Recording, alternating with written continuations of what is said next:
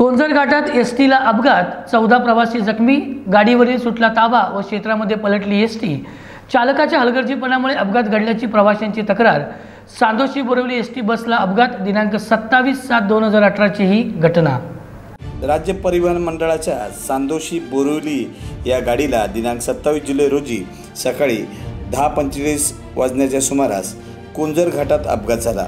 या अपघातामध्ये 14 प्रवासी जखमी झाल्याची माहिती एसटी महामंडळाच्या महाड आगाराचे व्यवस्थापक श्री कुलकर्णी यांनी दिली आहे।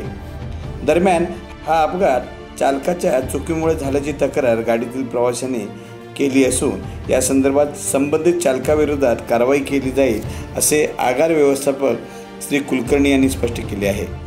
दरम्यान जखमी प्रवाशावर पाचाड येथील आरोग्य केंद्रामध्ये उपचार सुरू असून यापैकी काही जणांना उपचारानंतर घरी सोडून देण्यात आले आहे, अशी माहिती आरोग्य केंद्राचे वैद्यकीय अधिकारी श्री डॉक्टर भारती यांनी दिली। महाड आगारातून रोज सुटणारी सांदोशी बोरिवली ही गाडी क्रमांक MH20 BI 1871 सकाळी 10 वाजता सांदोशी गावातून बोरिवलीकडे रवाना झाली होती।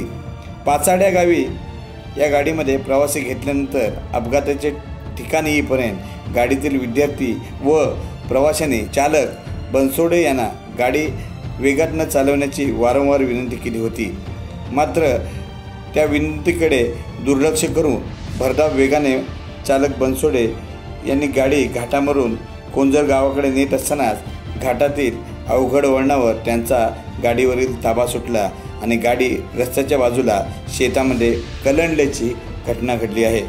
सुदैवाने कोणतीही मोठी जीवितहानी घडली नाही। सहसमाचारकर्ता जुनेद तांबोळे, महाड।